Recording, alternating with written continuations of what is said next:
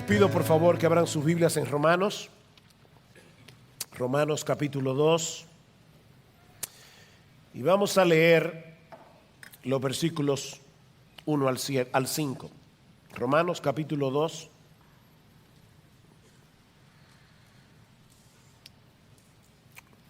versículos 1 al 5. Antes de leer, vamos a orar y de paso orar también por Salvador, que esta tarde a las 6 tiene la encomienda de seguir con la serie de Apocalipsis. Están todos invitados. Esta noche nuestro hermano estará predicando de Apocalipsis 17, Miss Babilonia y el poder de su seducción.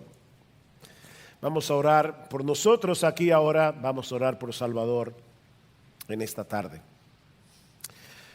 Padre, nosotros queremos darte gracias por habernos permitido cantar el Evangelio, cantar acerca de las glorias de nuestro Salvador, proclamar que nuestra esperanza se encuentra únicamente en Él y en la bendita sangre que Él derramó en la cruz del Calvario. Nosotros queremos rogarte, Señor, que ahora nos permita seguir proclamando ese mismo Evangelio a través de la predicación de tu palabra, y a la vez te rogamos también porque Salvador en esta tarde haga exactamente lo mismo, predicando de Apocalipsis 17. Oh, prepara nuestros corazones, Señor, para recibir tu bendita palabra que es viva y eficaz, porque te lo pedimos en el nombre de Jesús. Amén. Romanos capítulo 2. Por lo cual no tienes excusa, oh hombre, quien quiera que seas tú que juzgas, pues al juzgar a otro, a ti mismo te condenas, porque tú que juzgas practicas las mismas cosas. Y sabemos que el juicio de Dios justamente cae sobre los que practican tales cosas.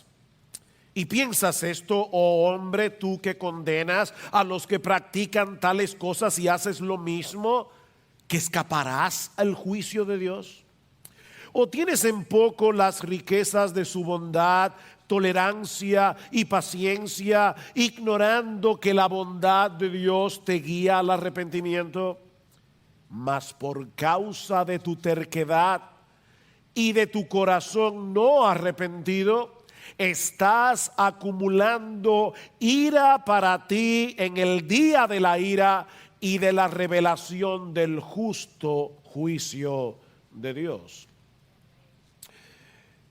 Hay algunas personas que creen que si algo bueno tiene la fe cristiana, y algunos de ellos adversan el cristianismo, pero piensan, bueno, si algo bueno tiene la fe cristiana es que indudablemente promueve un elevado estándar moral. Es bueno, dicen ellos, que se propague el evangelio después de todo, porque eso trae como resultado un aumento en los niveles de decencia, y eso es algo que nuestra sociedad necesita urgentemente. Irónicamente, es por esa misma razón, por pensar así, que muchos no sienten ninguna necesidad del evangelio, porque ellos presuponen haber alcanzado un nivel bastante aceptable moralmente hablando. Debemos llevar el evangelio a los delincuentes, a los criminales, a los drogadictos, a las prostitutas, porque es evidente que ellos sí necesitan lo que el evangelio ofrece, pero hay un sector de la sociedad lo suficientemente bueno como para que perdamos el tiempo tratando de evangelizarlos. Es como llevar un operativo médico en medio de un grupo de personas que goza de un excelente estado de salud.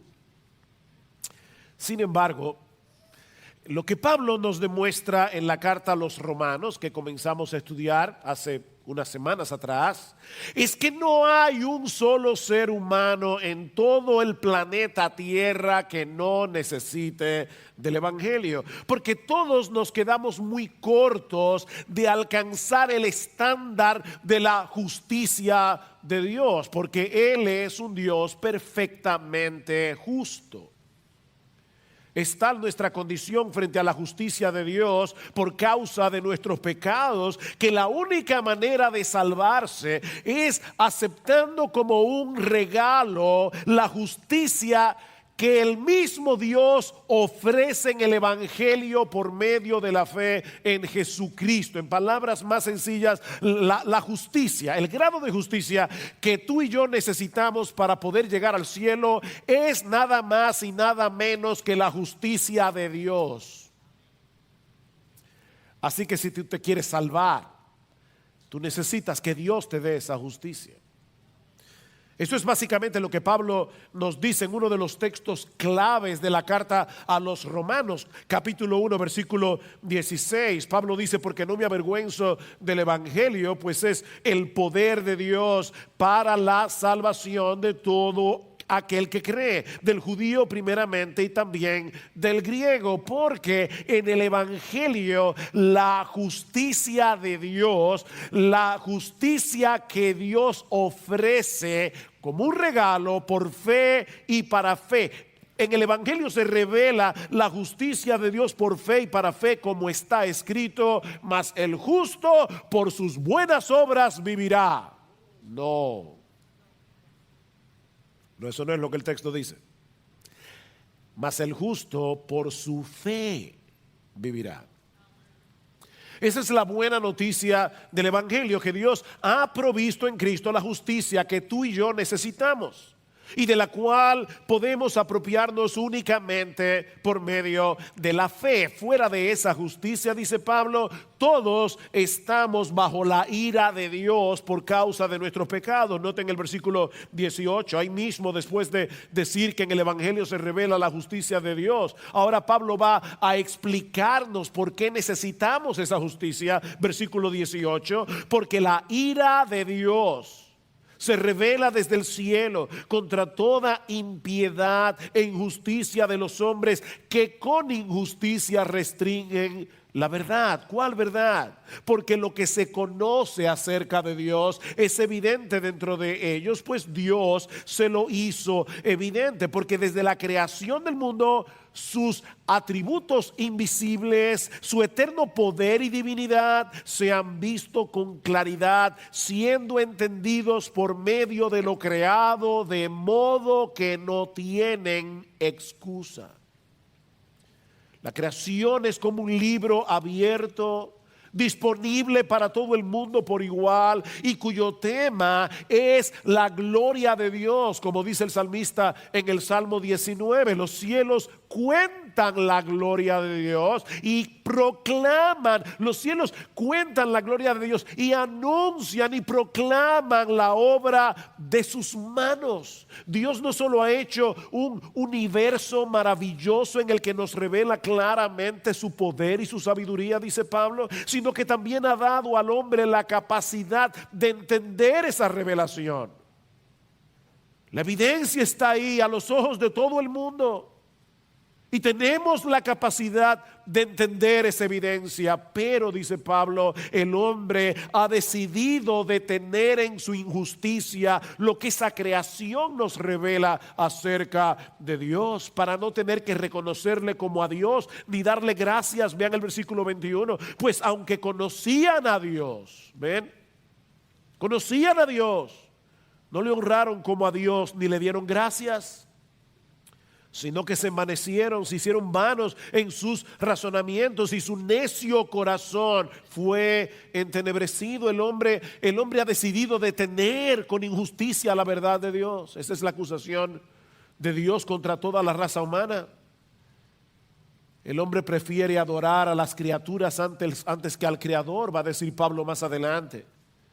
Y por eso Dios los entregó a seguir los impulsos depravados de su propio corazón. Versículo 24. Por consiguiente, Dios los entregó a la impureza en la lujuria de sus corazones, de modo que deshonraron entre sí sus propios cuerpos, porque cambiaron la verdad de Dios por la mentira y adoraron y sirvieron a la criatura en lugar del Creador, quien es bendito por los siglos.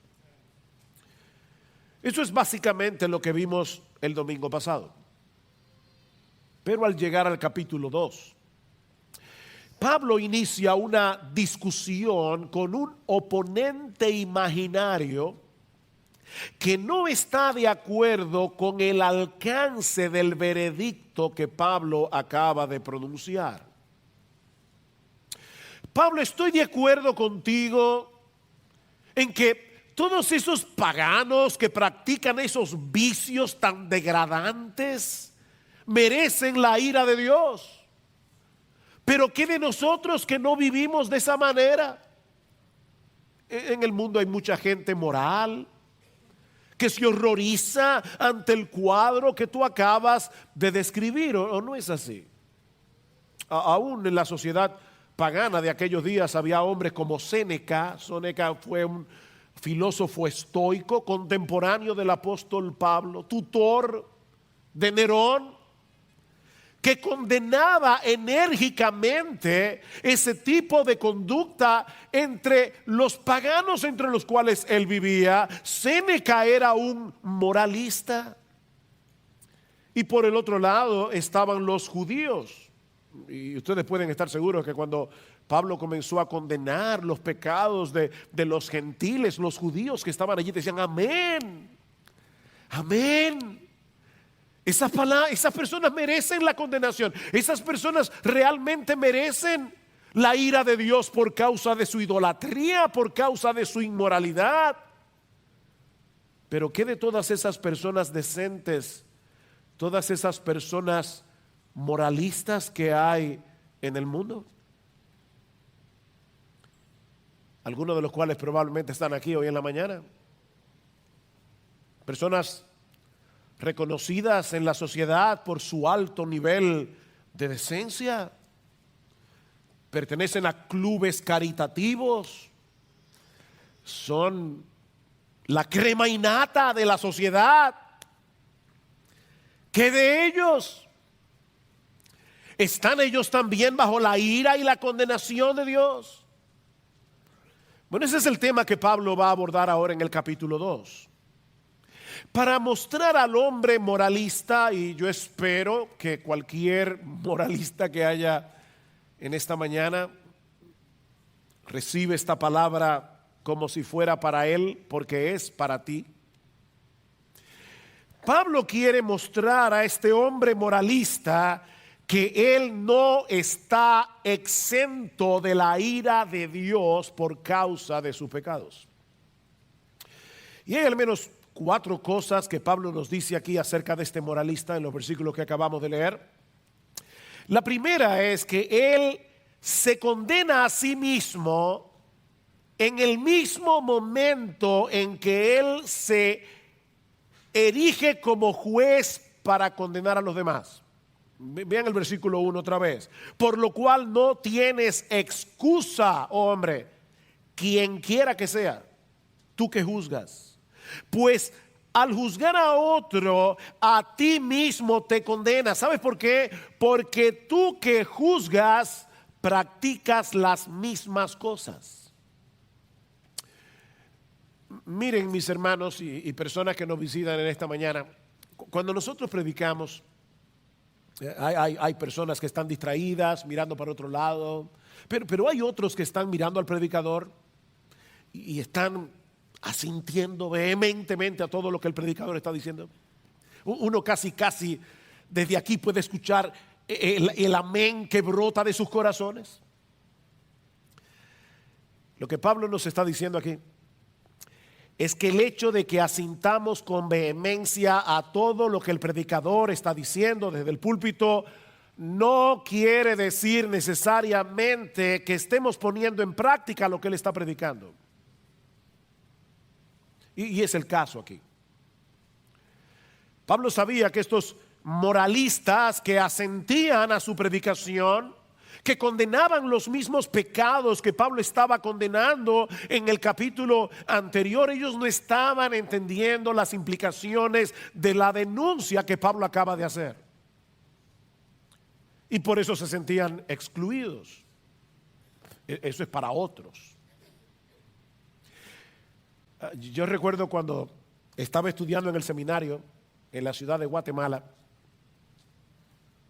unos misioneros fueron de visita y nos estaban explicando las dificultades que tienen las personas que traducen la Biblia a otros dialectos. Y si yo no recuerdo mal, en Guatemala hay por lo menos 24 dialectos diferentes, aparte del español. Y él nos contaba la historia de unos misioneros que fueron a una tribu y estaban predicando el evangelio y decía, porque todos nosotros somos pecadores, y los indígenas hacían amén. Porque todos nosotros estamos bajo la ira de Dios, amén. Cuando él terminó de predicar fue que se dio cuenta que en esa tribu hay dos nosotros. Hay un nosotros que nos incluye a todos, pero hay un nosotros que incluye únicamente a los que llegaron desde afuera, y ese era el nosotros que el predicador estaba usando. Así que cuando ellos decían, nosotros somos pecadores, los indígenas decían, nosotros sabíamos eso hace muchísimo tiempo, que ustedes los blancos eran unos perversos. Ellos no se sentían aludidos, y eso es exactamente lo que está pasando aquí con estos moralistas. Así que Pablo se ve en la necesidad de despertar sus conciencias, mostrándoles la realidad de su condición delante de Dios. Alguien decía que es como si Pablo estuviera mirando a ese hombre sentado en la iglesia, diciendo amén a su predicación, y de repente Pablo se volteara hacia ese hombre y le dijera directamente, tú, sí, tú mismo, el que está sentado en la cuarta fila, en el asiento cuarto de la derecha hacia la izquierda, tú mismo, no pienses que el hecho de asentir a mi predicación te va a librar del juicio de Dios, porque tú tampoco tienes excusa. Eso es lo que Pablo le está diciendo. Y de hecho, noten que usa la misma palabra que usó en el capítulo anterior, cuando dice en el versículo 20 que aquellos que no se postran delante de Dios, a pesar de la evidencia de la creación, no tienen excusa. Es la misma palabra, por lo cual no tienes excusa, oh hombre. Sí, tú mismo. Sí, a ti, sí, sea el de la cuarta fila. No tienes excusa. El hecho en sí de criticar tales pecados no te justifica en la presencia de Dios, sino que hace más severa tu condenación. No por el hecho de pasar juicio en sí, sino porque al pasar juicio sobre los demás, estás reconociendo el hecho de que esos pecados son condenables. Estás reconociendo el hecho de que esos pecados merecen la ira de Dios, y sin embargo tú haces lo mismo. Tú haces lo mismo. Los moralistas se creen mejores que los demás, no porque sean mejores, sino porque no tienen un entendimiento apropiado de sus propios pecados. Más adelante Pablo se va a dirigir directamente a los judíos en el versículo 17, y por eso nosotros sabemos que en Romanos capítulo 2 Pablo tiene en mente a los judíos. Dice en el versículo 17, pero si tú que llevas el nombre de judío y te apoyas en la ley, que te glorías en Dios y conoces su voluntad, que apruebas las cosas que son esenciales porque fuiste instruido en la ley. Versículo 21, tú que dices, versículo 21, tú pues que enseñas a otro, ¿no te enseñas a ti mismo? Tú que predicas que no se debe robar, ¿robas? Tú que dices que no se debe cometer adulterio, ¿adulteras? Tú que abominas los ídolos, ¿saqueas templos? Nos sentimos muy orgullosos de nuestra conducta porque no cometemos los pecados groseros que otros cometen. Pero déjame hacerte una pregunta. ¿De verdad tú nunca has cometido adulterio? No, no, pastor, no, no, mire, yo he sido fiel a mi esposa toda la vida. O sea, tú nunca has mirado a otra mujer que no sea la tuya para codiciarla. Nunca has tenido problemas con la lujuria. Porque si es así, dice el Señor Jesucristo en Mateo capítulo 5 que tú eres un adúltero.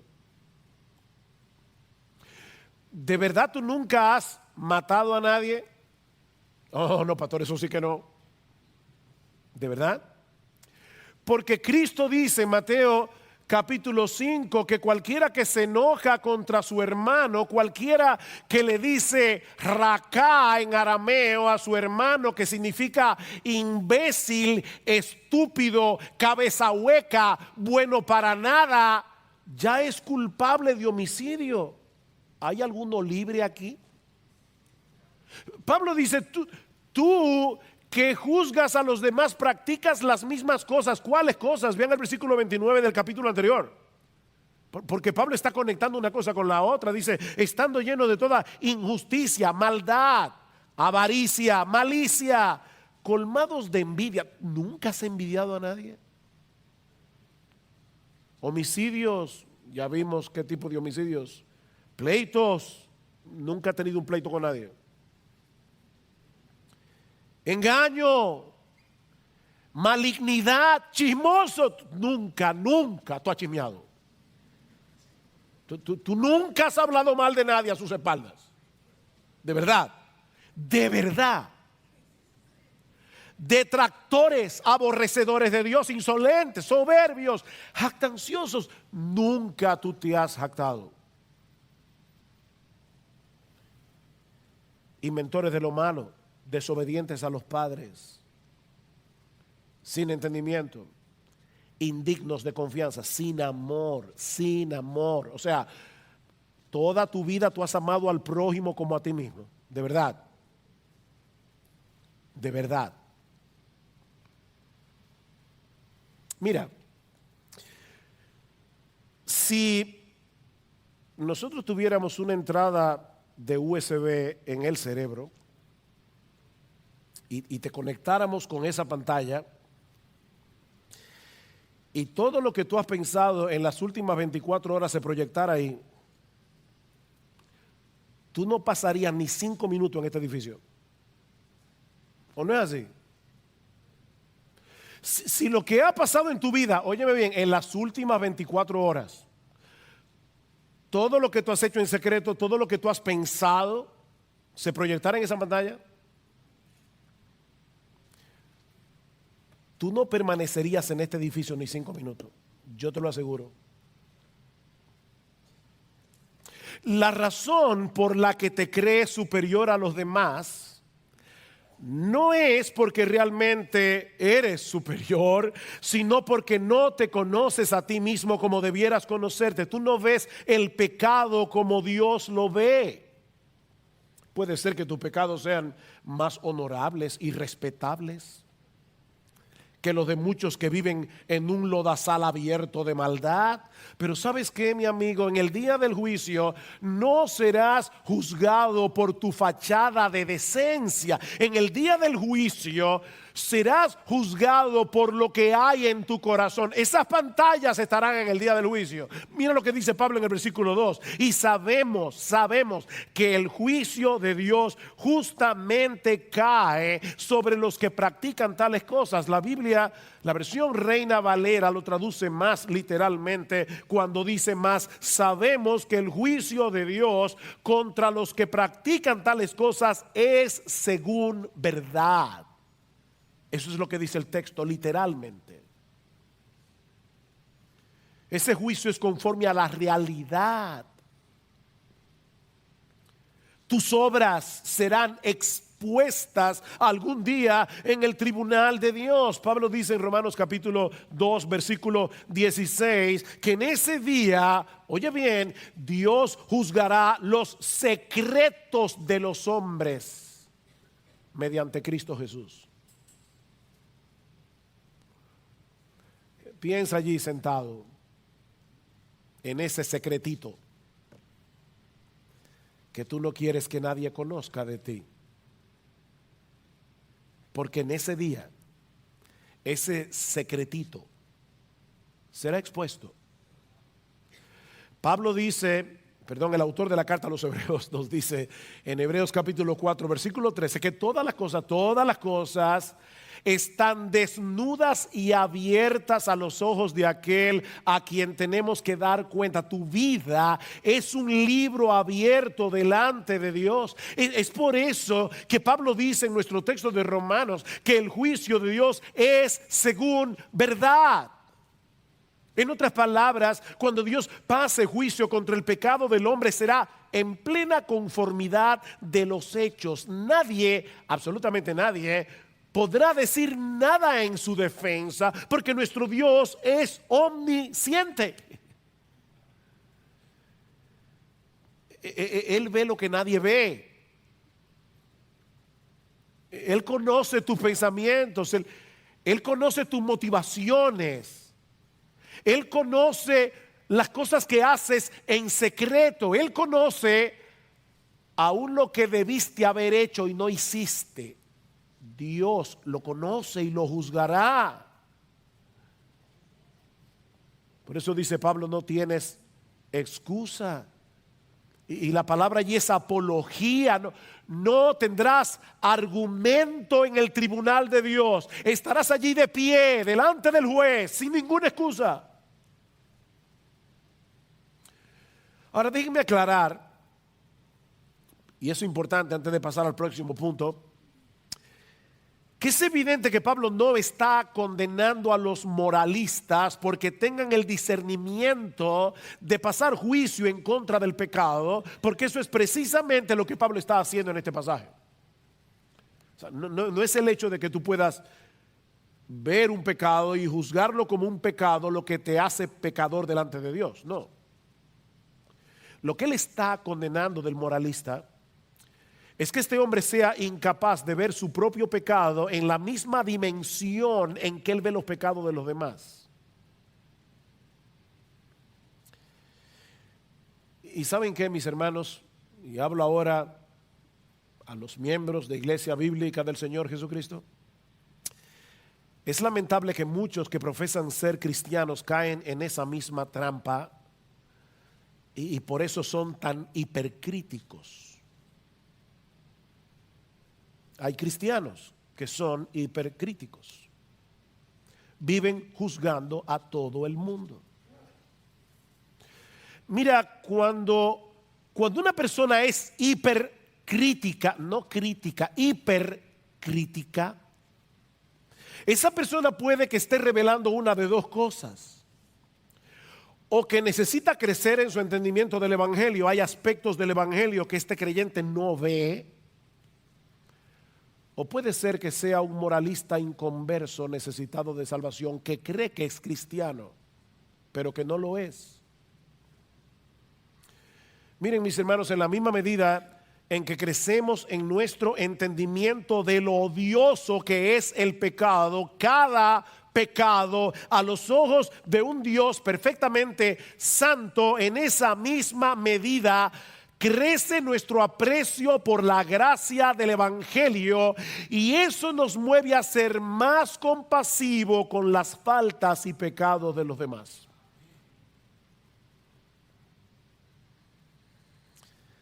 Si tú estás creciendo en el evangelio, necesariamente deberías estar creciendo en humildad.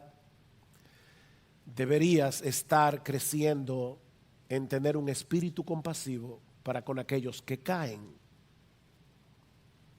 El Señor no nos dice en su palabra que debemos anular nuestro discernimiento de tal manera que no seamos capaces de percibir el pecado en los demás. No, cuidado. Pero un verdadero creyente no debería sentirse superior a nadie porque él conoce su propio corazón. Él conoce su propio... Él conoce maldades que nadie ve. ¿A ti nunca te ha pasado que te miras en el espejo y no te soportas?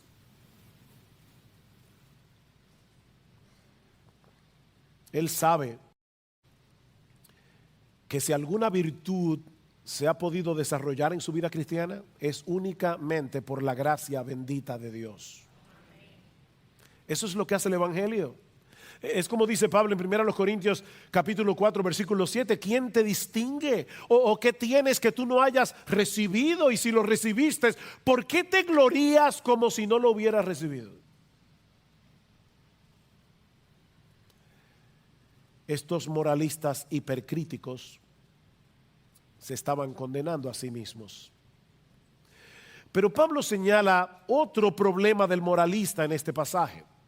Y es el hecho de que este hombre alberga en su corazón la idea de que él va a poder escapar del juicio de Dios. Noten lo que dice el versículo 3. Y piensas esto, oh hombre, otra vez, sí tú, el de la fila 4.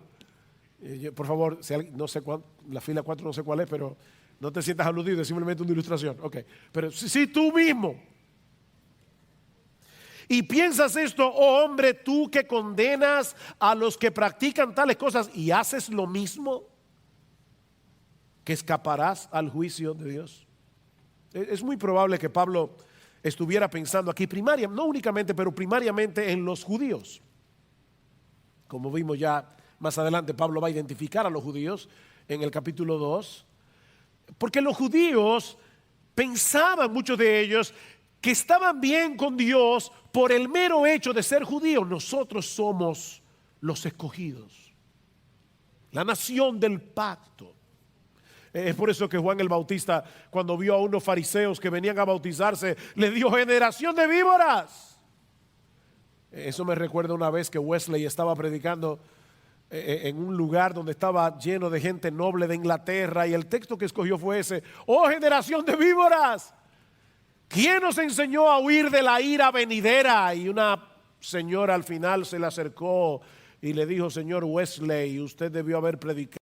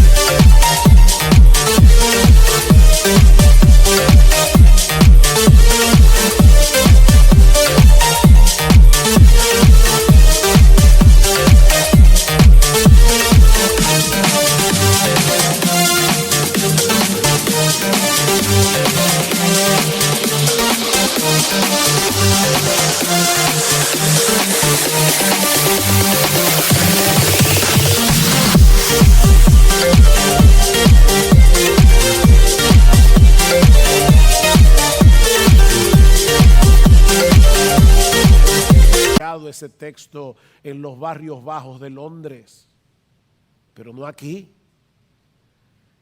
Y Wesley le dijo: señora, si yo hubiera estado predicando en los barrios bajos de Londres, habría escogido el texto: venid a mí todos los que estáis trabajados y cargados. Pero ustedes necesitan escuchar del evangelio, que son una generación de víboras. ¿Quién nos enseñó a huir de la ira venidera? Haced pues frutos dignos de arrepentimiento, le dice Juan. Y Juan conocía la mentalidad. No penséis decir dentro de vosotros mismos: a Abraham tenemos por padre, porque yo os digo que Dios puede levantarle hijos a Abraham aún de esas piedras. Ellos creían que por el mero hecho de pertenecer a la nación que descendió físicamente de Abraham, eso era una especie de póliza de seguro contra la ira de Dios. El Señor hizo un pacto con Abraham y nosotros somos sus descendientes, así que no hay de qué preocuparse.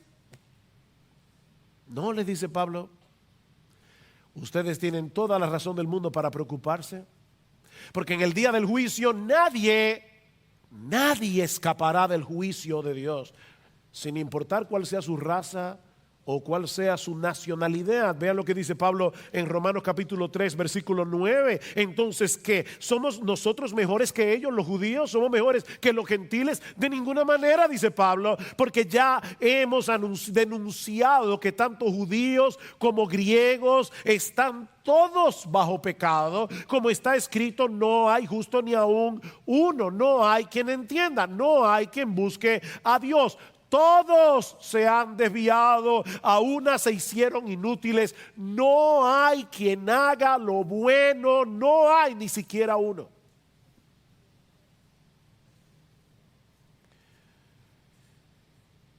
Y luego en el versículo 20 dice Pablo: por las obras de la ley ningún ser humano será justificado delante de él, pues por medio de la ley viene el conocimiento del pecado.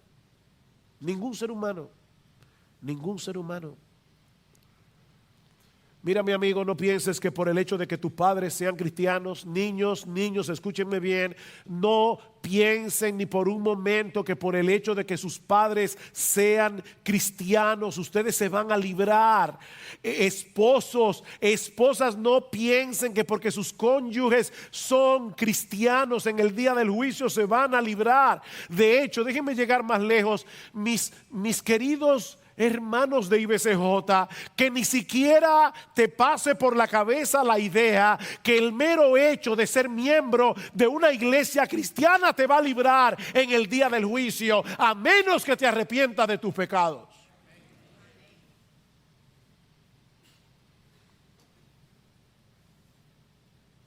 Miren, el Señor Jesucristo fue muy fuerte cuando dijo en Mateo capítulo 7, versículo 21, no todo el que me dice Señor, Señor, entrará en el reino de los cielos, sino el que hace la voluntad de mi Padre que está en los cielos. Muchos me dirán en aquel día, Señor, Señor, en tu nombre no echamos fuera demonios, en tu nombre no profetizamos, en tu nombre no hicimos milagros. Y entonces les declararé: yo nunca os conocí, apartaos de mí, hacedores de maldad. Personas que estaban sentados en una iglesia evangélica haciendo cosas sorprendentes en el nombre del Señor.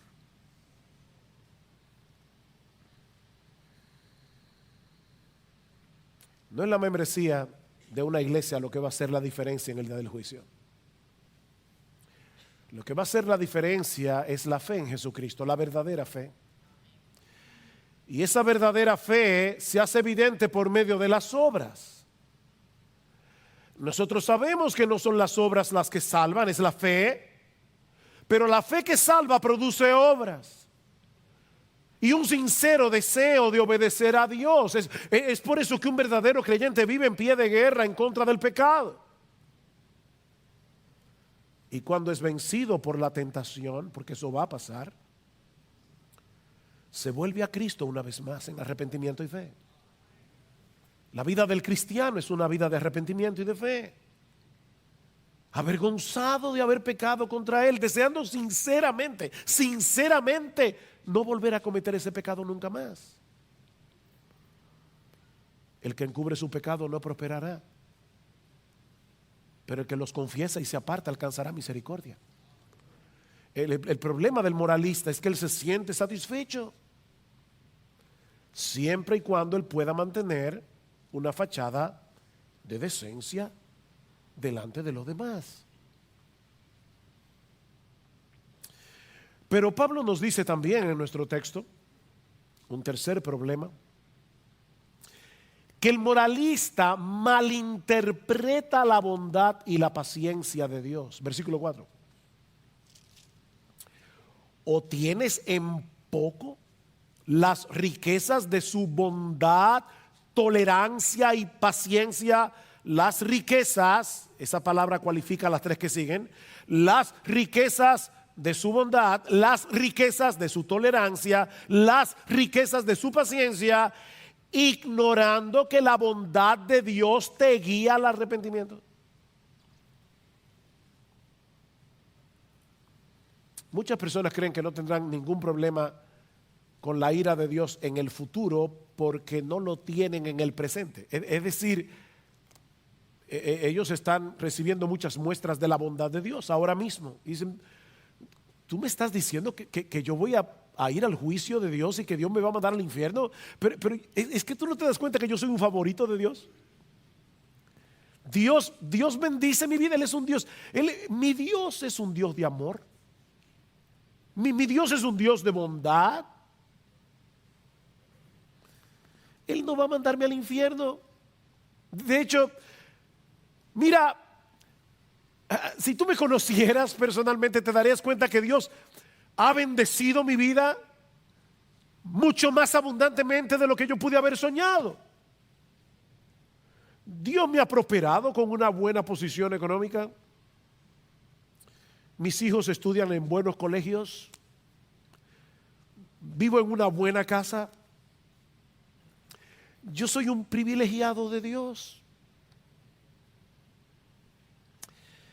Pero Pablo quiere hacerle ver que todas esas bondades de parte de Dios, en vez de llevarlo a ser un presuntuoso, en vez de llevarlo a pensar que él puede seguir viviendo como le dé la gana, más bien debiera moverlo al arrepentimiento. Alguien ha dicho, el propósito de la bondad de Dios no es disculpar el pecado, es estimular el arrepentimiento.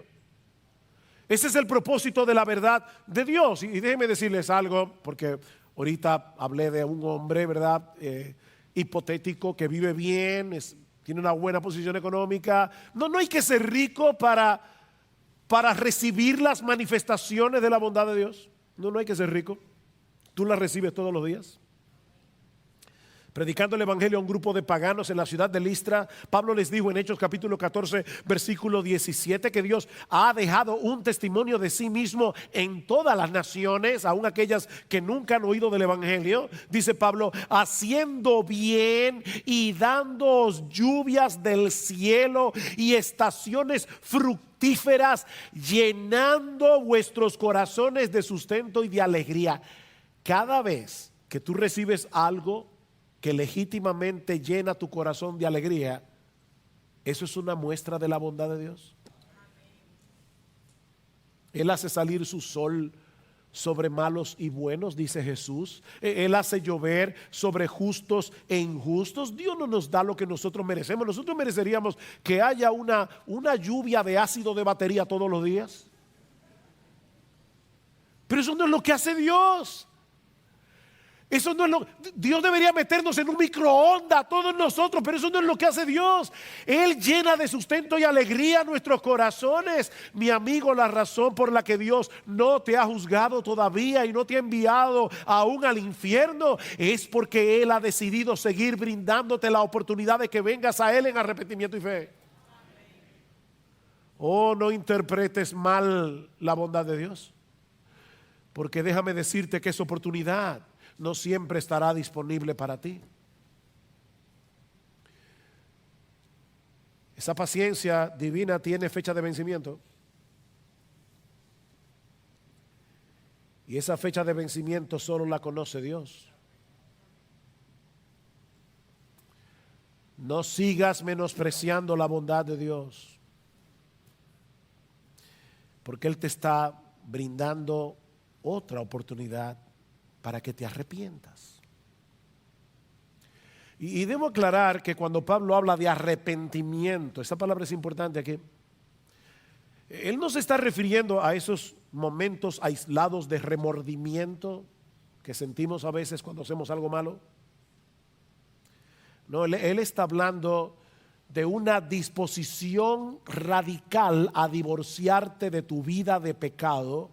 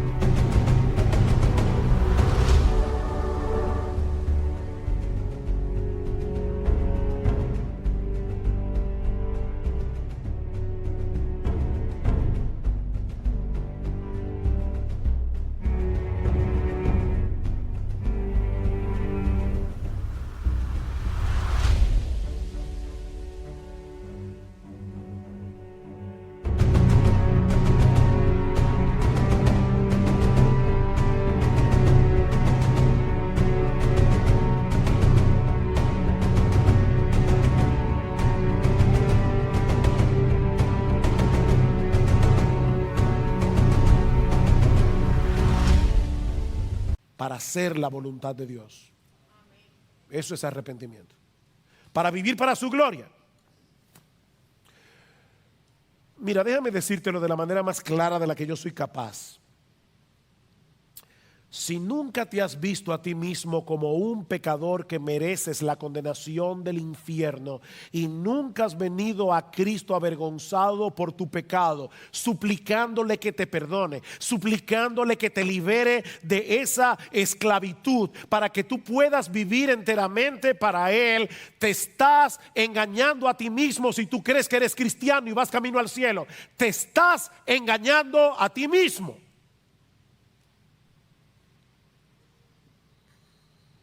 Mira una vez más el versículo 4. O tienes en poco las riquezas de su bondad, tolerancia y paciencia, ignorando, esa palabra es importante aquí, ignorando que la bondad de Dios te guía al arrepentimiento. ¿Ves? Lo que caracteriza a este hombre, dice Pablo, es el hecho de que él ignora que la bondad y la paciencia que Dios ha tenido con él debería guiarlo al arrepentimiento. Así que si nunca te has visto a ti mismo como un ser humano pecador que necesita arrepentirse delante de Dios, es de ti que está hablando Pablo. Tú eres uno de esos que ignoras que la bondad que Dios ha tenido contigo debería guiarte al arrepentimiento. Pero hay un problema más. Versículo 5. Y es el hecho de que el moralista está atesorando ira para el día de la ira debido a su actitud impenitente. O sea, por no arrepentirse, este hombre moralista que piensa que todo está bien, está atesorando ira. Versículo 5. Mas por causa de tu terquedad. ¿Y cómo se ve esa terquedad? Y de tu corazón no arrepentido. Ahí está tu terquedad. Mas por causa de tu terquedad y de tu corazón no arrepentido, estás acumulando ira para ti en el día de la ira y de la revelación del justo juicio de Dios. Ven, Pablo está señalando una vez más cuál es el problema del moralista. Él se ve a sí mismo tan bueno, tan decente. Él es mejor que su vecino, que él no necesita arrepentimiento, él no tiene nada de qué arrepentirse. Este hombre da por sentado la bondad de Dios en vez de venir al arrepentimiento, y por eso está acumulando ira. El texto dice literalmente está atesorando ira, como en una cuenta bancaria.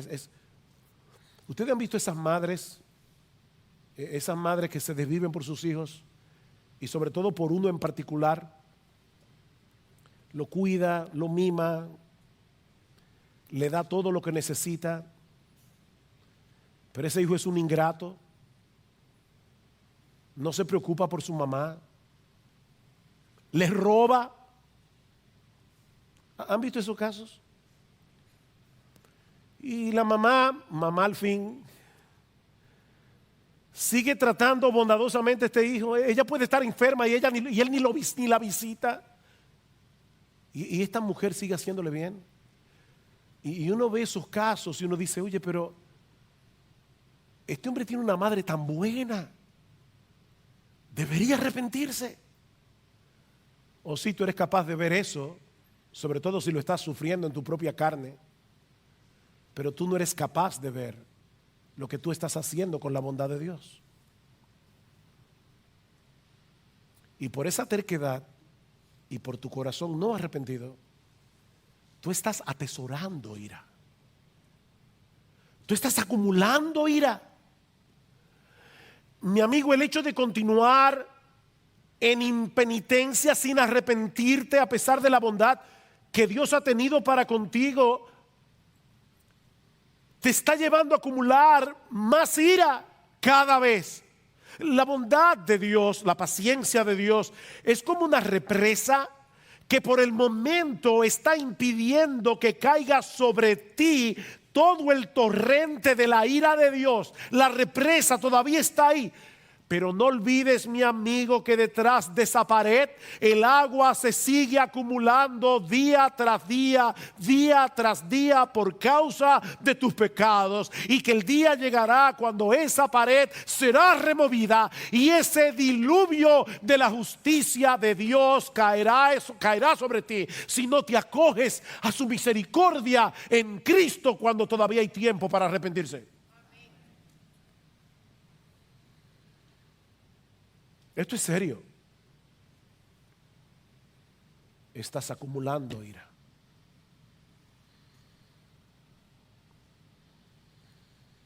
Al final de cuentas, todo lo que Pablo está diciendo en este pasaje acerca del moralista, se lo está diciendo con el propósito de que él pueda verse como Dios lo ve. ¿Ven? Es un propósito bueno. Mi propósito en esta mañana no es molestarte. No, mi propósito es que tú puedas verte a la luz de la palabra de Dios para que vengas a Cristo cuando todavía hay tiempo.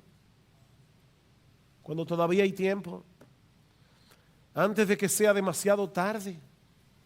Y yo creo que Pablo, probablemente escribiendo este pasaje, y esto es estoy aquí especulando, pero probablemente estaba pensando en su propia historia. Porque Pablo fue uno de estos moralistas que finalmente tuvo que ver su propia condición en la presencia de Dios. ¿Recuerdan el texto que se leyó al principio de este servicio de adoración? Pablo decía, mira, si hay alguien aquí que tiene de qué confiar en la carne, si hay alguien aquí que tenía algo de qué confiar en mérito propio, será yo. De hecho, Pablo llega a decir en ese pasaje que en cuanto a la justicia que es en la ley, él era irreprensible. Pero cuántas cosas eran para mi ganancia, las he estimado como pérdida por amor de Cristo. Y ciertamente aún estimo todas las cosas como pérdida por la excelencia del conocimiento de Cristo Jesús mi Señor, por amor del cual lo he perdido todo. ¿Qué es lo que Pablo ha perdido? Todo ese pedigrí de decencia en el cual él se gloriaba. Lo he perdido todo y lo tengo por basura por amor de Cristo, por la excelencia del conocimiento de Cristo Jesús mi Señor, por amor del cual lo he perdido todo y lo tengo por basura para ganarlo a Él y ser hallado en Él. Ven, ser hallado en Él, no teniendo mi propia justicia que es por la ley, sino la que es por la fe de Cristo, la justicia que es de Dios por la fe. Oh, mis hermanos, cuánto deberíamos gozarnos en el Evangelio. Porque hablamos de esta pared, esta represa de ira que tú y yo estábamos acumulando por causa de nuestros pecados a lo largo de toda nuestra vida. ¿Sabes por qué nosotros podemos presentarnos delante de la presencia de Dios sin temor?